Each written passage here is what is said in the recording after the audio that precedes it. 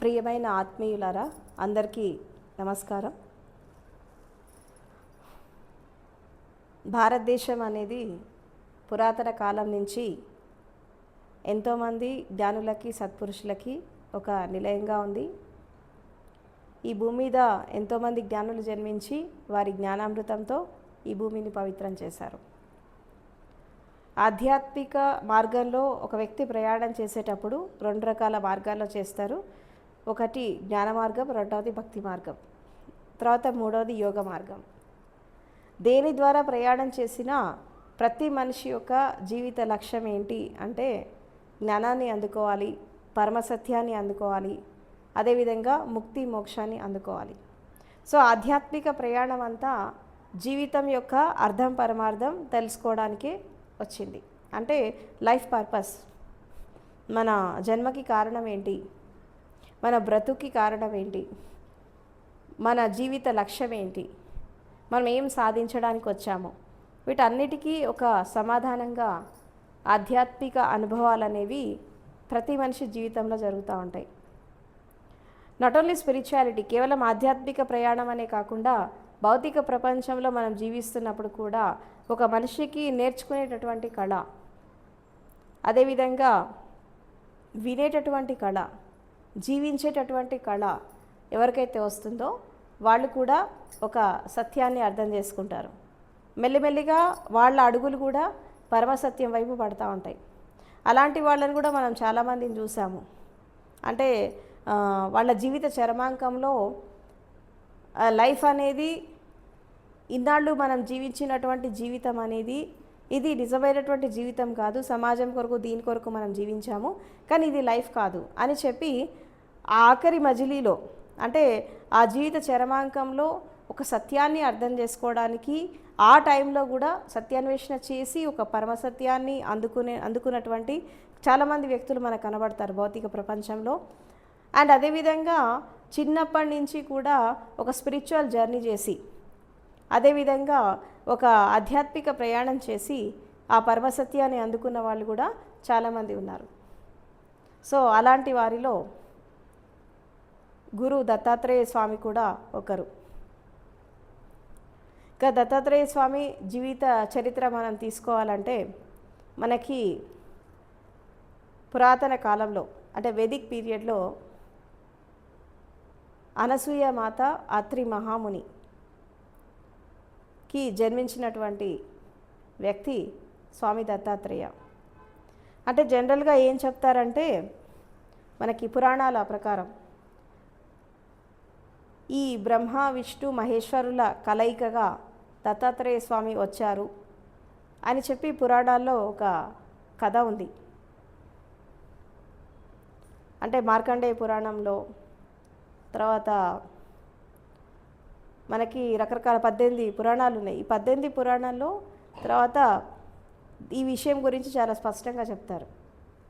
కానీ బ్రహ్మ విష్ణు మహేశ్వరుల తత్వం అనేది ఏంటి అని మనము చూసినట్టయితే సింపుల్గా చెప్పాలంటే సృష్టి స్థితి లయ. అంటే ప్రతి మనిషి లోపల ఒక పుట్టుక ఉంది, తర్వాత పాలన ఉంది, తర్వాత మరణం కూడా ఉంది. సృష్టి స్థితి లయ జరగని జీవి అంటూ ఈ భూమి మీద ఏది ఉండదు. ఎందుకంటే మనిషి కూడా జన్మిస్తున్నాడు, బ్రతుకుతున్నాడు, తర్వాత మరణిస్తున్నాడు. అంటే జీవం వస్తుంది, పాలన పోషణ జరుగుతోంది, టైం వచ్చినప్పుడు వెళ్ళిపోతున్నారు. ఈ 3 స్థితులు ప్రతి జీవిలో జరుగుతున్నాయి, అదేవిధంగా ప్రతి మనిషిలో జరుగుతాయి. అంటే అక్కడ ఈ బ్రహ్మ విష్ణు మహేశ్వర్ల కలయిక అంటే ఏంటంటే ఈ సృష్టి స్థితి లయలకి ఒక తార్కాణం లాగా తను ఆవిర్భవించాడు అని మనకి పురాణాలు చెప్తున్నాయి. కానీ వాస్తవానికి ప్రతి మనిషి కూడా అదే స్టేట్లో జన్మిస్తాడు. బాల్యంలో ఉన్నప్పుడు, తల్లి గర్భంలో ఉన్నప్పుడు ప్రతి వ్యక్తి అదే స్టేట్లో ఉంటాడు. కానీ కాలక్రమంలో ఎదుగుతున్నటువంటి క్రమంలో తన మూలాన్ని, తన అస్తిత్వాన్ని, తన ఉనికిని పోగొట్టుకొని తన అస్తిత్వం ఏంటో తెలియకుండా ఆఖరికి శరీరాన్ని వదిలిపెట్టి వెళ్ళిపోతారు మెజారిటీ పీపుల్. కొంతమంది మాత్రము ఆ అస్తిత్వాన్ని చివరిదాకా కాపాడుకుంటారు.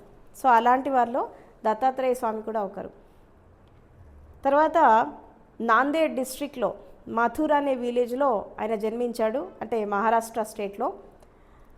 సో అక్కడ ఈ వాస్తవానికి ఆయన తల్లిదండ్రి కూడా ఈ ఋషి పరంపర, ఈ జ్ఞాన పరంపర నుంచి వచ్చారు కాబట్టి ఆబ్వియస్లీ ఆయన చిన్న ఏజ్లో ఆయనకి జ్ఞానాన్వేషణ, సత్యాన్వేషణ అనేది మొదలైంది. ఆ మొదలవుతున్నటువంటి క్రమంలో తర్వాత శ్రీపాద వల్లభ స్వామి పిఠాపురంలో, ఆంధ్రప్రదేశ్లోని పిఠాపురంలో అది ఒక హోలీ ప్లేస్ లాగా భావిస్తారు దత్తాత్రేయ స్వామికి. ఎందుకు భావిస్తారంటే అక్కడ నుంచి తన జర్నీ, అంటే ఒక ఆధ్యాత్మిక ప్రయాణం అనేది అక్కడ ఆయన మొదలుపెట్టారు. ఈ మొదలు పెడుతున్నటువంటి క్రమంలో ఆయన ఎలాంటి సాధనలు చేశారు, అసలు ఆయన గురువెవరు అంటే ఇక్కడ ఏం చెప్తారు అంటే, ఒక వ్యక్తి జీవితంలో ఎదగాలంటే 4 దశల్లో ఎదుగుతాడు. 4 రకాల గైడెన్స్లు ఉంటాయి. ఏంటి అంటే, కొంతమంది జీవితాన్ని చూసి జాగృతమై సత్యాన్వేషణ చేస్తారు. ఇంకొంతమంది మరణాన్ని చూసి జాగృతమై సత్యాన్వేషణలోకి వస్తారు. ఇంకొంతమంది జీవితంలో జరిగే సంఘటనలు, ఈ సంసారం, సాధక బాధకాలు ఇవన్నీ చూసి విరక్తితో, వైరాగ్యంతో సత్యాన్వేషణ చేస్తారు. తర్వాత ఇంకొంతమంది ఎలా ఉంటారంటే, ప్రపంచంలో ఎన్ని కష్టాలు నష్టాలు అనుభవించినా దాని గురించి ఏమీ నేర్చుకోకుండా, ఏమీ తెలుసుకోకుండా మా కర్మ ఇంతే అని చెప్పి జీవితాంతం క్షణక్షణం చస్తూ బతుకుతూ ఆఖరికి మరణిస్తారు. ఇలాంటి వాళ్ళే ప్రపంచంలో కొన్ని కోట్ల మంది ఉన్నారు.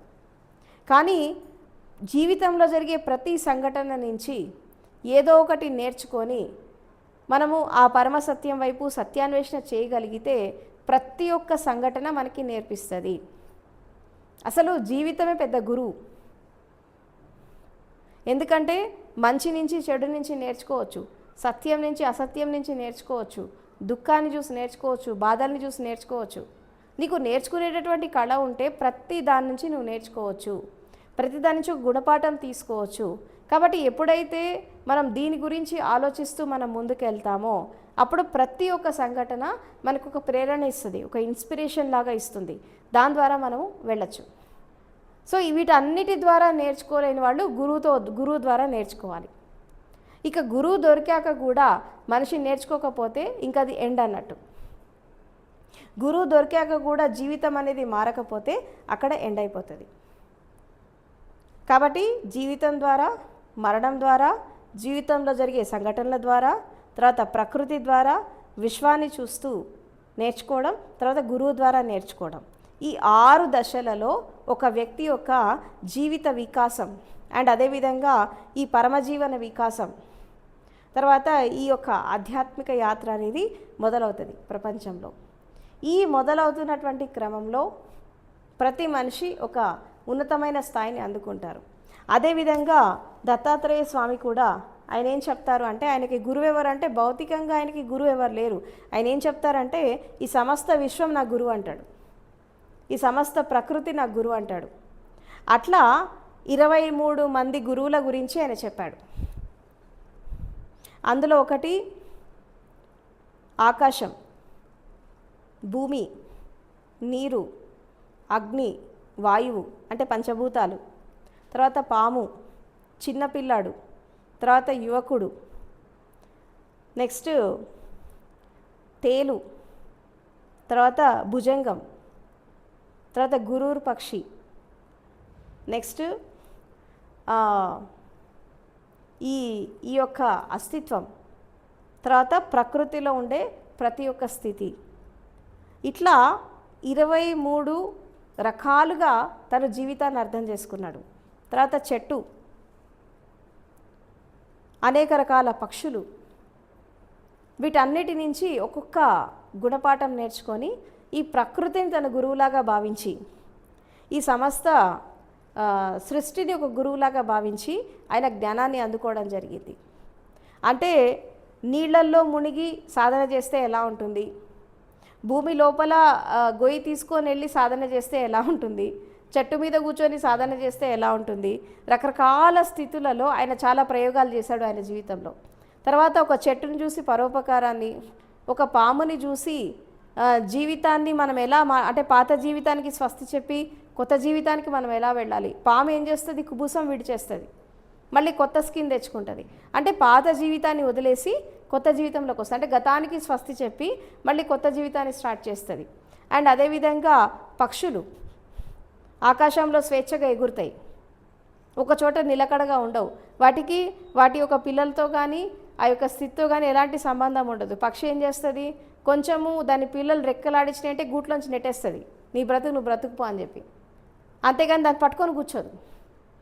అంటే పక్షి నుంచి ఒక డిటాచ్మెంట్, తర్వాత ఆకాశం నుంచి నిర్లిప్తత, భూమి నుంచి సహనము ఓపిక, తర్వాత నీటి తత్వం నుంచి ఒక ఒదిగి ఉండేటటువంటి స్వభావం, అగ్ని నుంచి ఒక ఆకాశతత్వానికి ఎదిగేటటువంటి ఒక స్థితి.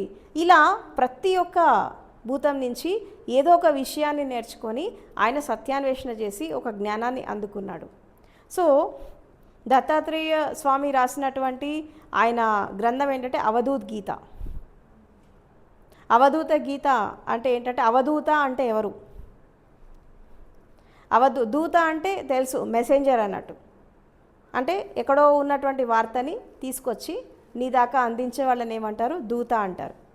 అవధూత అంటే ఏంటి అంటే, ఆవల ఉన్నటువంటి సత్యాన్ని, అంటే కళ్ళకి కనిపించకుండా ఉండేటటువంటి సత్యాన్ని, ఆ పరమ సత్యాన్ని తను స్వయంగా అన్వేషించి అనుభవించి, అది తెలియని వాళ్ళకి ఎవరైతే దాని యొక్క సమాచారాన్ని మోసుకొని వచ్చి భౌతిక ప్రపంచంలో ఉన్న మనుషులకు ఎవరైతే అందిస్తారో వాళ్ళని అవధూత అంటారు.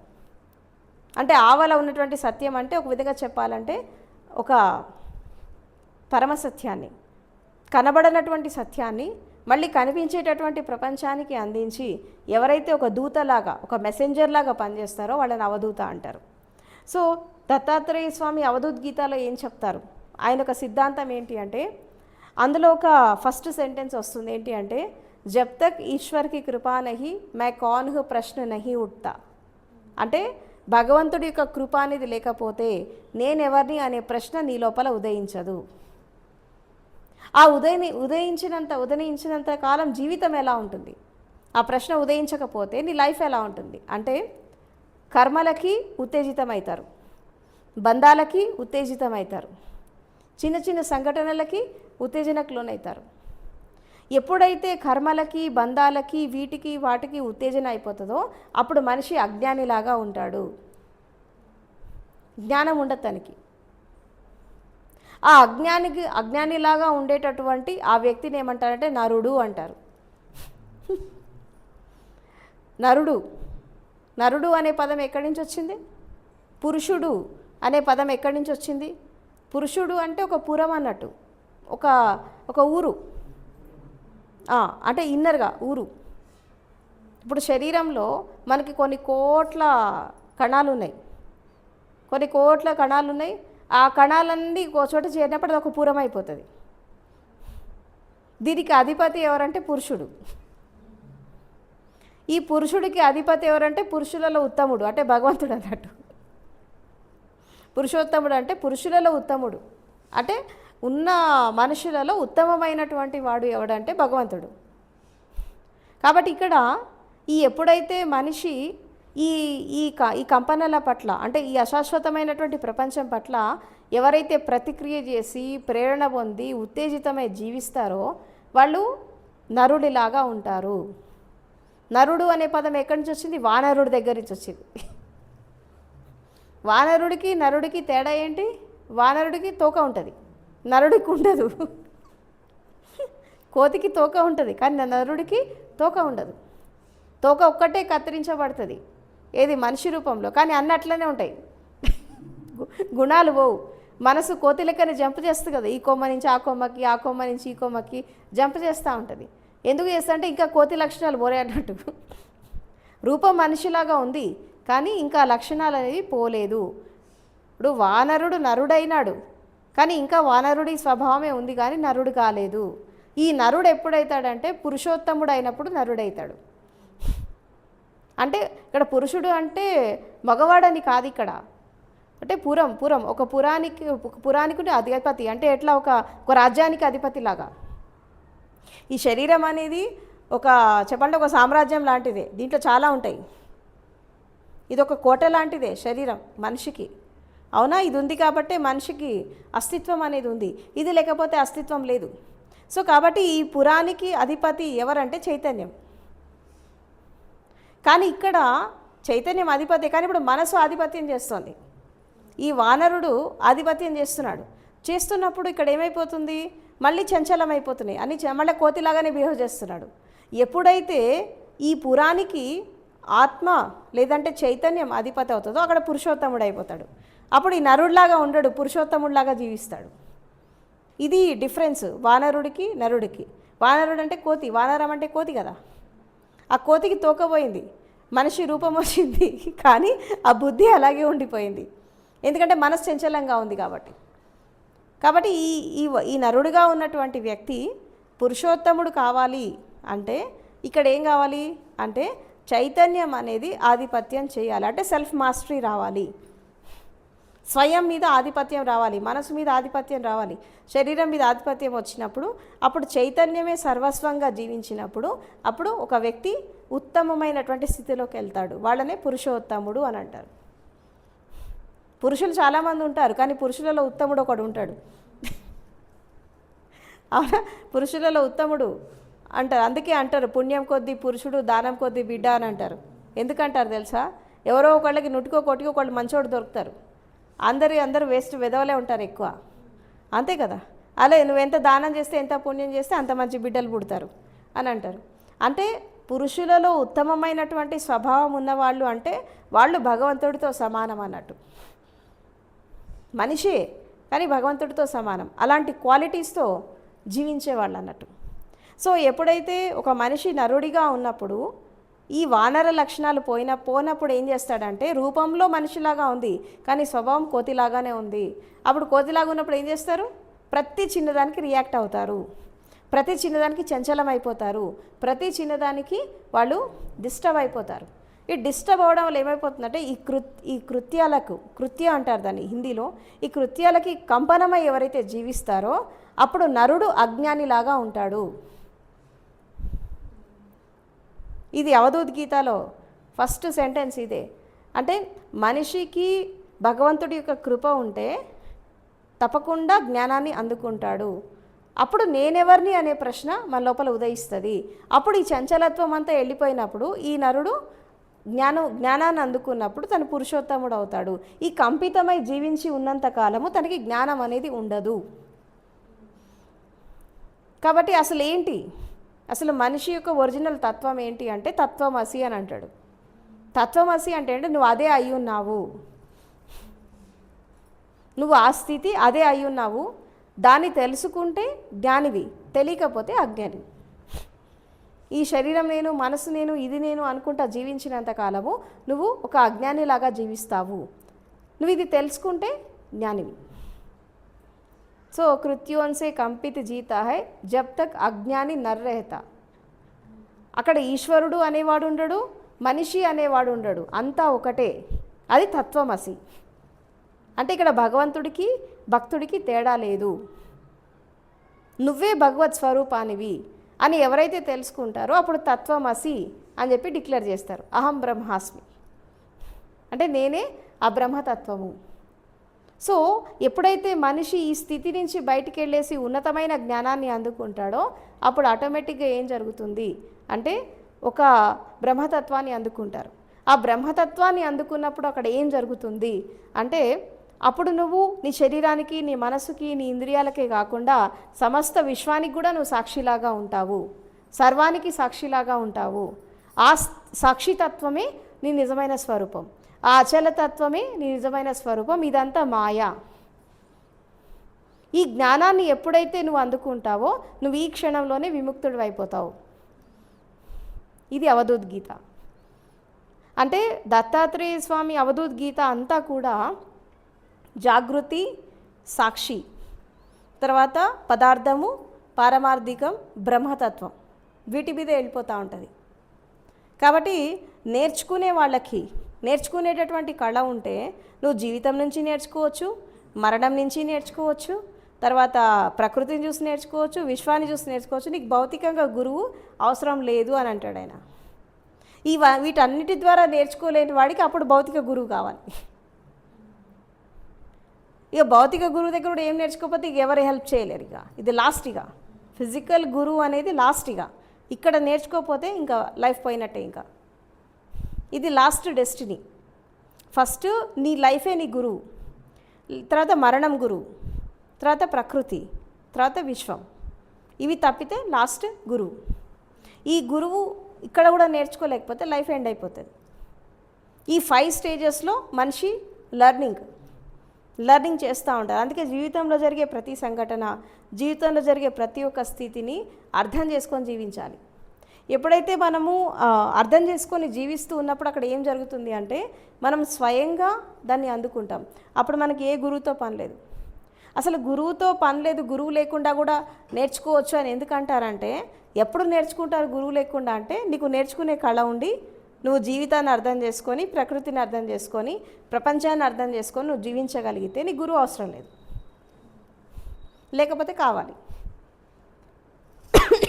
అలా జీవించే వాళ్ళు ఎంతమంది ఉంటారు? చాలా తక్కువ మంది ఉంటారు. అట్లా నేర్చుకునేటట్టయితే ఇంత అజ్ఞానులు ఎందుకుంటారు ప్రపంచంలో? అసలు గురువు దొరికితేనే నేర్చుకోవట్లేదు సరిగ్గా. ఇక గురువు లేకుండా ఏం నేర్చుకుంటారు? చాలా కష్టం. ఎవరో ఒకళ్ళు కొంతమంది ఉండుంటారు.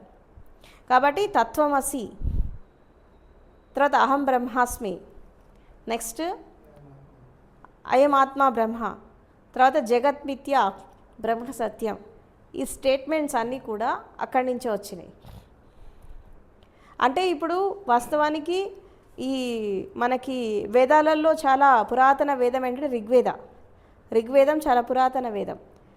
ఈ వేదం రాసింది ఎవరంటే వీళ్ళు అత్రి మహాముని, వీళ్ళే అనసూయ మాత, వీళ్ళే ఆ వేదానికి మూలం అన్నట్టు.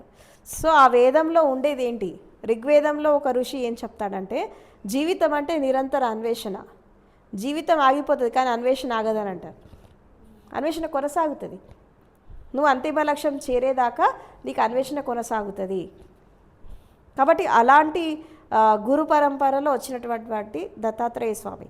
సో ఈ అవధూత్ గీతలో మొత్తం కూడా ఏముంటుంది అంటే చైతన్యము, ఆత్మతత్వము, తర్వాత పరమాత్మతత్వము, తర్వాత విశ్వం యొక్క తత్వము, తర్వాత మనము వీటిని మనం అందుకోవాలంటే ఎలా సాక్షిలాగా ఉండాలి, ఎలా జాగృతిలో ఉండాలి, ఎలా మనం సత్యాన్ని అర్థం చేసుకోవాలి, తర్వాత పదార్థ జగత్తులో భౌతిక ప్రపంచంలో మనం ఎలా జీవించాలి, వీటన్నిటి గురించి ఒక సిద్ధాంతం అనేది ఉంది అవధూత్ గీతలో. కాబట్టి ఇదంతా ప్రాక్టికాలిటీ, ఇది థియరీ కాదు, ప్రాక్టికల్ ఇదంతా. అంటే ఇందాకన మనం చెప్పుకుంటున్నట్టు ఎవరైతే ఈ సమాధి అనుభవాన్ని తీసుకుంటారో అక్కడ నుంచి ఈ జర్నీ అనేది స్టార్ట్ అవుతుంది. ఇదంతా కూడా సమాధిలో జరిగేటటువంటి ఒక ఎక్స్పీరియన్స్ అన్నట్టు. దీన్ని మనం అర్థం చేసుకొని ముందుకు వెళ్తే మనకి అప్పుడు దత్తాత్రేయ స్వామి అర్థమవుతాడు. ఇదంతా ఒక ప్రాక్టికల్ రియాలిటీ. సో మళ్ళీ ఎప్పుడైనా సమయం దొరికినప్పుడు దీని మీద ఒక ప్రోగ్రామ్ చేయాలని అనుకుంటున్నాను నేను. ఒక 3 days వర్క్షాప్ ఓన్లీ సాక్షితత్వం, మొత్తం దత్తాత్రేయ స్వామి సిద్ధాంతం పైన ఒక చేస్తే దాని గురించి ఒక సత్యం అంటే దానికి సంబంధించిన సపరేట్ సాధన ఉంటుంది. మళ్ళీ దాని సపరేట్ సాధన ఉంటుంది. సో ఆ సాధన చేస్తూ మనం ముందుకెళ్ళినప్పుడు ఆటోమేటిక్గా మనం ఆ కాన్షియస్నెస్తో ఒకటైపోతాం. ఆ కాన్షియస్నెస్తో ఎప్పుడైతే మనం ఒకటైపోతామో సహజంగా ఇవన్నీ కూడా జరుగుతూ ఉంటాయి. సో కాబట్టి మన భారతదేశంలో మనకి అనేక మంది యోగులు, ఋషులు ఉన్నారు. అవధూతలు కొంతమందే ఉన్నారు. అవధూతలు ఒకళ్ళో ఇద్దరు ముగ్గురు ఉంటారు. ఋషులు, మునులు ఎక్కువ ఉన్నారు. అంటే ఈ అవధూత అనేవాళ్ళు ఎలా ఉంటారు అంటే వీళ్ళు ఇంకా గ్రౌండ్ గురించి మాట్లాడరు. ఇంకా వీళ్ళ దృష్టి మొత్తం ఆకాశతత్వం మీదే ఉంటుంది. ఇప్పుడు మనకి అష్టావక్ర, తర్వాత ఈయన ప్రహ్లాదుడు, నెక్స్ట్ మనకి దాన్ని ఏమంటారు, వీళ్ళని భాగవత పురుషులు అంటారు. భాగవత పురుషులు అంటే ఎవరంటే వీళ్ళు అవధూతలు అన్నట్టు. అవధూత తర్వాత కొంతమంది మనకి హిమాలయన్ యోగులు ఉన్నారు కొంతమంది. వీళ్ళంతా కూడా అసలు భూమి మీద దిగరు. వాళ్ళ తత్వం మొత్తం ఆకాశం వైపే పరిగెడతా ఉంటుంది.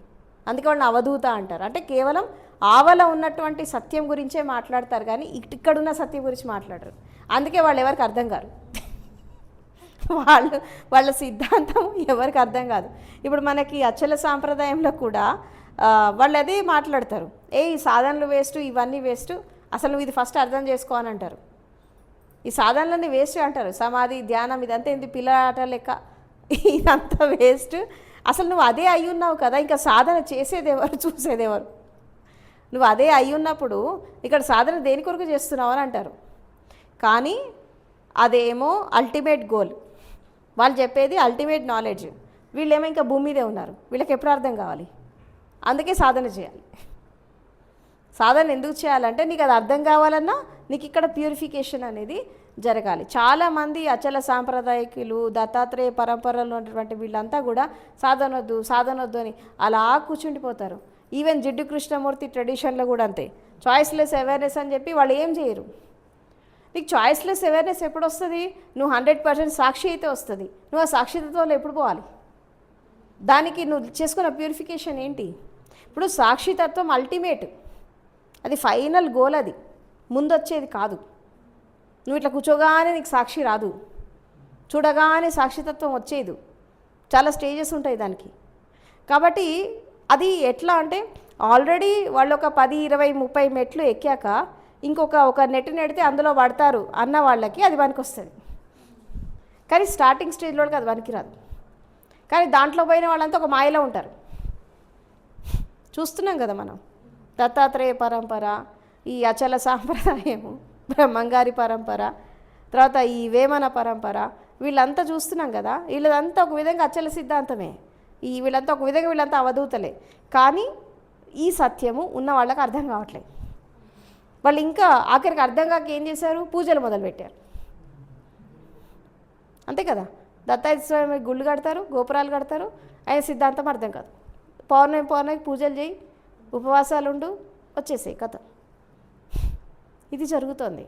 కానీ ఒరిజినల్ సిద్ధాంతాన్ని అర్థం చేసుకొని జీవించే వాళ్ళు ఎంతమంది? చాలా తక్కువ ఉన్నారు.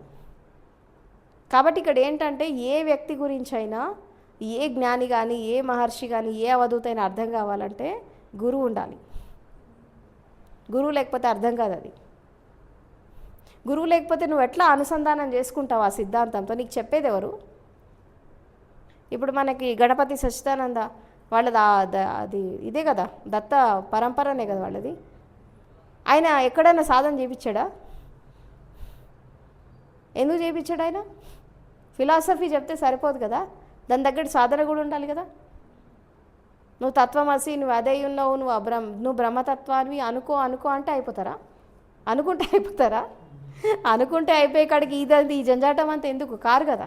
సో కాబట్టి ఇక్కడ ఏంటంటే ఏదైనా సరే ప్రాక్టికల్ రియాలిటీ, అది ఎంత పెద్ద మహాపురుషుడు చెప్పినా మనకు అది అనుభవంలోకి రాకపోతే మనకి అర్థం కాదు. ఇక్కడ మన ఎక్స్పీరియన్సే ప్రధానం, వాళ్ళు చెప్పింది కాదు. ధర్మగ్రంథాల శాస్త్రంలో చాలా ఉంటాయి, అవి సత్యం అయితే కావచ్చు, కానీ మనకు కాదుగా. ఎందుకంటే we don't have any experience, మనకు అనుభవం లేదు కాబట్టి మనకు అది సత్యం కాదు. అది నీకు సత్యం కావాలంటే తప్పకుండా నీకు గురువు ఉండాలి, భౌతిక గురువు ఉండాలి. ఎవరో కొంతమంది జీవితాన్ని చూసి, మరణాన్ని చూసి నేర్చుకునే వాళ్ళు చాలా తక్కువ మంది ఉంటారు, కానీ భౌతిక గురువుతో నేర్చుకునే వాళ్ళు ఎక్కువ మంది ఉంటారు. ఆ భౌతిక గురువు కూడా ఎలా ఉండాలి? కేవలం మాటలు చెప్పేసి ఇది చదువు, అది చదువు, ఆ పని చేయి, ఈ పని చేయి, ఇది కట్టు, అది కట్టు, అట్లా కాదు. రియల్గా కూర్చోబెట్టి ఆ సత్యాన్ని కళ్ళ ముందు సాక్షాత్కరింపజేయాలి. అలాంటి గురువు దొరికితే సాధ్యమవుతుంది, లేకుంటే కాదు. అంటే దత్తాత్రేయ స్వామి ఆయన ప్రకృతిని చూసి, జీవులను చూసి ఆయన అర్థం చేసుకొని, ఆ సత్యాన్ని అర్థం చేసుకొని జీవించాడు.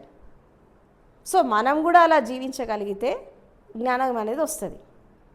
ప్రతి దాని నుంచి ఒక గుణపాఠం నేర్చుకొని, ప్రతి దాని నుంచి ఒక క్వాలిటీ నేర్చుకొని, ఒక సుగుణాన్ని నేర్చుకొని మనం దాంట్లో లీనమైపోయి జీవించగలిగితే మనకు కూడా జ్ఞానం వచ్చేస్తుంది. కానీ అలా జీవించే వాళ్ళు చాలా తక్కువ.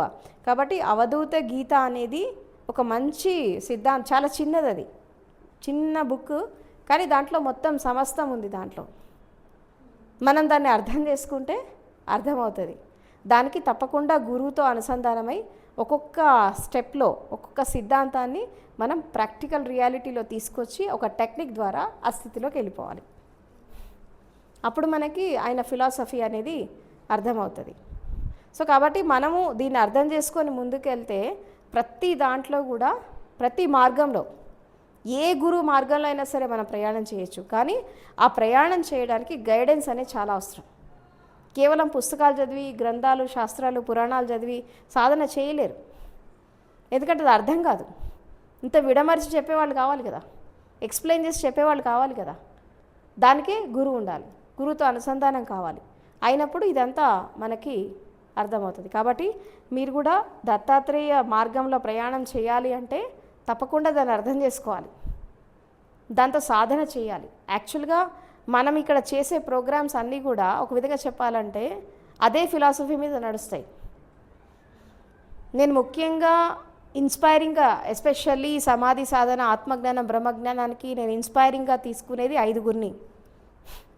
మెయిన్గా చెప్పాలంటే ఒకటి పరమశివుడు, రెండోది గౌతమ బుద్ధుడు, తర్వాత మూడోది సద్గురు ఓషో, 4 మా సిద్ధార్థ స్వామి, 5 దత్తాత్రేయ స్వామి, 6 6th లెవెల్లో తీసుకుంటే మనకి హిమాలయన్ యోగులు వస్తారు.